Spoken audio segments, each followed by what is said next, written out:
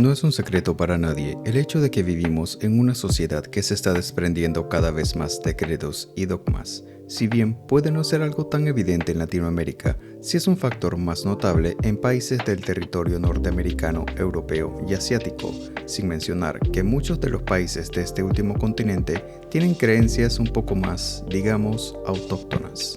Aquí no voy a profundizar en los orígenes de las religiones tan drásticamente como tal, ya que asumo que si entraste a este video o podcast es porque tienes algún tipo de conocimiento de alguna religión en particular, ya sea como practicante o entusiasta.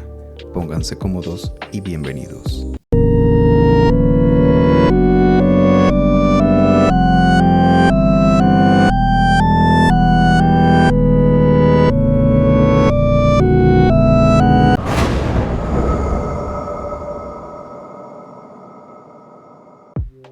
Primero, debemos desmenuzar el concepto que tenemos de religión como creencia, ya que sí, es una creencia, como todas.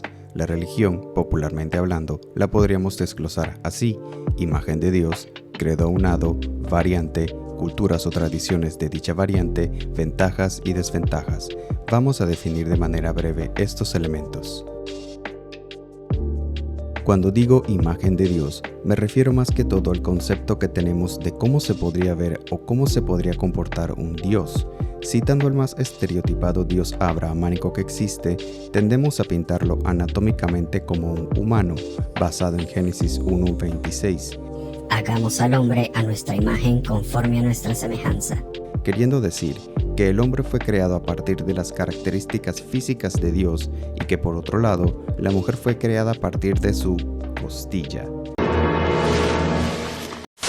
Ahora, en cuanto a cómo podría ser este Dios, pues la creencia popular es que es un ser omnipotente, benevolente y celoso, del cual hay que temer. Y como dato curioso, nunca entendí por qué de niño debía de temer. Ya luego entendí que se refería a respeto, pero no es la manera más idónea de presentarle un Dios a un infante. Con credo aunado hago referencia a toda la parafernalia personal que debes de hacer para justificar tu fe y darle reconocimiento a ese Dios de que estás consciente de su presencia y de las consecuencias que esto implica. Ya sea orar antes de dormir, de comer, de darle la bendición como saludo a quienes conoces y a quien despides, hacer actos benévolos en nombre de Dios, defender las reglas establecidas como divinas a capa y espada, promover la palabra, Dar bendiciones por WhatsApp con stickers de Piolín, poner una calcomanía en tu auto de $1 un rosario, decir que no ser heterosexual es una enfermedad o que arderás en el infierno porque al diablo le gusta cuando ves Dragon Ball porque hay un personaje que se llama Mr. Satan. y mi favorita de todos los tiempos, necesitas a Jesús. Y no tienen idea de cómo me castra esa frase. ¡Arrepiéntete, hijo del diablo!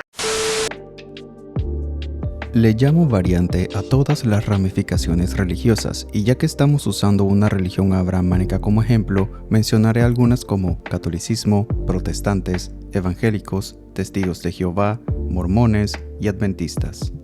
Y si bien yo no soy creyente ni practicante de ninguna de estas religiones o variantes, ¡Eres un monstruo! tengo que admitir que me encanta la música gospel. Ese baile y esos cantos de los templos afroamericanos tienen demasiado espíritu y talento.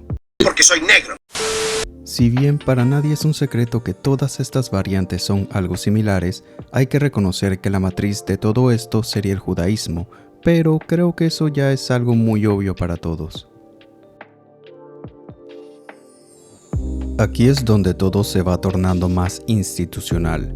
Las culturas o tradiciones es toda la parafernalia establecida por la institución que dirige la variante que se practica, como por ejemplo, bat mitzvah, bautizos, primera comunión, confirmación, confesión, rosario, oraciones mandatorias, zakat, días de servicio obligatorios, entre otros. Cada religión o variante tiene diferentes tipos de tributos con diferentes trasfondos basados en sus creencias, y cabe destacar que todos están enfocados en algún valor o virtud para uno mismo y hacia los demás. Simple y al grano, son las consecuencias de nuestros actos como practicantes, como por ejemplo, cielo, infierno, karma, castigo divino. No puedes celebrar Halloween porque eso es del diablo. No puedes escuchar música secular en Semana Santa. Te vas a convertir en mono por treparte en los árboles en Semana Santa. Solo puedes comer pescado en dicha semana. Entre otras tantas razones para pensar que si dibujas un pentagrama te va a salir el dios Pan, Satanás, a llevarse tu alma a cambio de salir arriba de Peso Pluma en Spotify. ¡Zamorra! Que anda bailando sola. Ahora sí, que comience la blasfemia. Habiendo recorrido todo este resumen, déjame contarte algo turbio. La religión dejó o está dejando de ser necesaria. Ya me explico por qué. ¿Recuerdas cuando mencioné que la religión es una creencia como todas?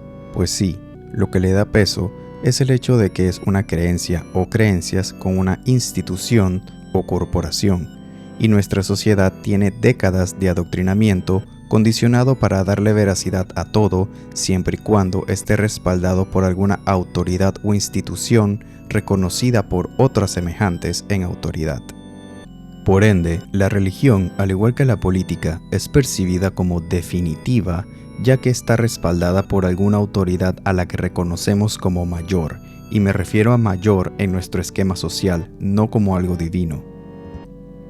La religión está dejando de ser necesaria debido a sus orígenes, ya que a diferencia de lo que muchos creen, las religiones matriz, o sea, todas aquellas que dieron origen a otras ramificaciones de esta, no se originaron de la manera en la que nos han dicho, o al menos no nos lo han dicho completamente. Necesito que te imagines que vives en aquella época, antes de Cristo, una época pseudo-feudal, con matices apenas definidas de imperialismo. En aquel entonces, el líder era el rey, y las leyes se hacían más en pro de sus ambiciones y caprichos. Por ende, la administración decente de la sociedad era bastante opcional para ellos, y estamos hablando de una época en donde si no eras parte de algún organismo asociado a la corona o al líder de turno, eras un simple campesino, analfabeta, sin concepto de justicia, más allá de aceptar cada pendejada que dijera el líder. Con todo esto en tu cabeza, imagínate cómo eran las leyes sociales en ese entonces, cómo se dictaban sentencias o se ejecutaban leyes, pues literalmente te ejecutaban. Y en cuanto a leyes, no habían. La ley era lo que se le antojara al líder y listo. Cualquier otra cosa que no le afectara directamente a él o a sus allegados le daba completamente igual. Por ende, la sociedad normalizaba el matar, extorsionar, etc., sin consecuencias. Y si te pillaban, pues, o te ejecutaban, o quien te pilló, lo empeoraba. Cuando apareció Jesús o cualquier otro considerado profeta, se empezaron a crear células de seguidores, y hablo en plural porque esto no solo pasó con Jesús. Él solo es el más famoso en nuestro lado del mundo, pero aquí hacemos referencia a todos. Todo este oleaje de nuevos intelectuales a base de un inesperado hombre sabio a quien veían como profeta, desencadenó un conflicto de autoridad, y después de intentar deshacerse de cualquiera que osara tener libre albedrío, eventualmente se decidió institucionalizarlo. Al principio como herramienta de control y luego, y por obvias razones, como negocio. Podríamos pensar que aquellos líderes estaban muy adelantados a nuestra época, pero la verdad es que no. Quien administra sabe que es más fácil controlar factores a base de un esquema de categorías o labels. Ahora aplica eso a la sociedad. ¿Cómo controlar a 1000 personas en una empresa?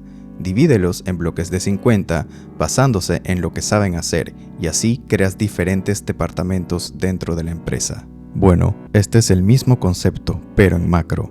¿Y recuerdas que mencioné que antes se cometían crímenes libremente? ¿Cómo crees que se controlaba eso sabiendo que podías salirte con la tuya? Pues, dándole a la sociedad algo en qué temer.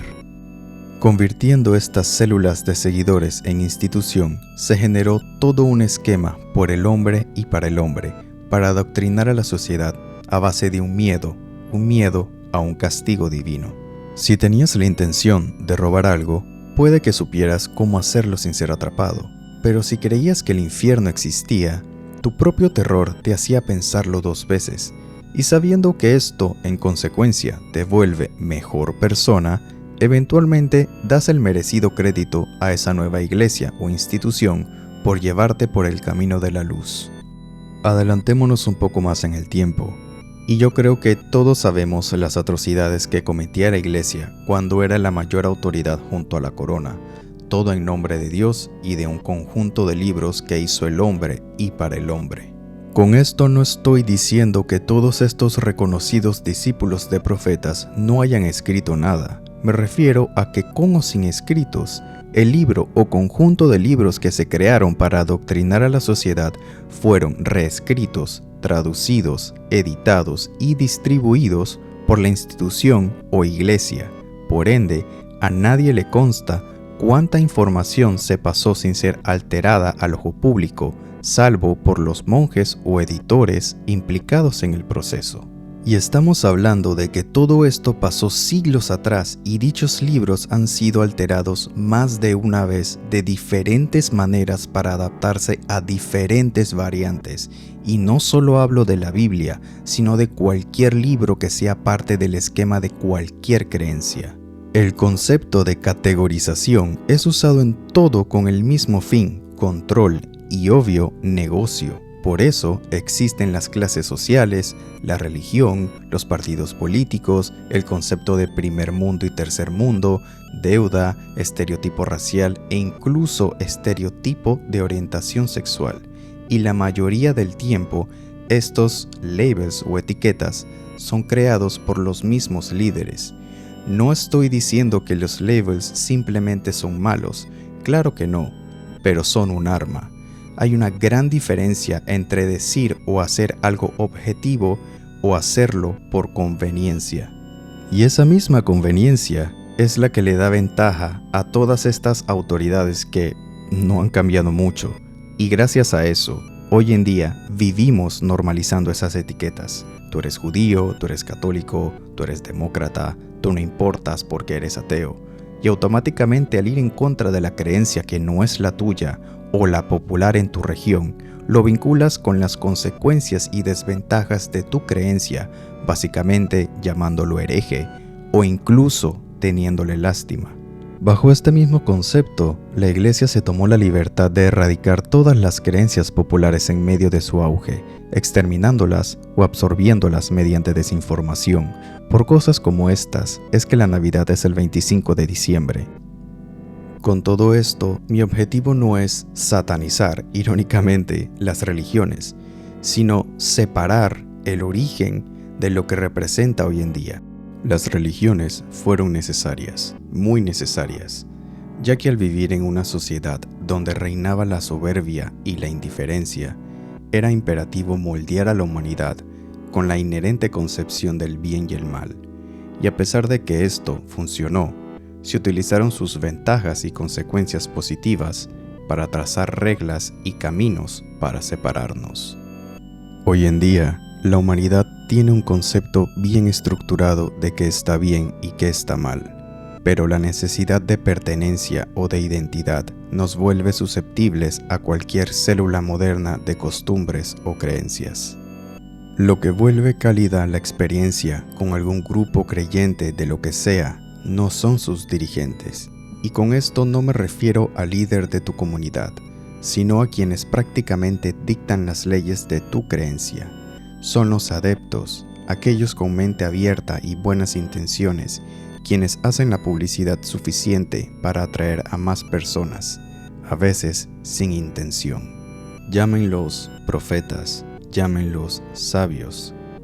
Aquellos que vinieron a darnos información, vinieron con la intención de darnos conocimiento que el hombre utilizó para volverlo un negocio y para separarnos.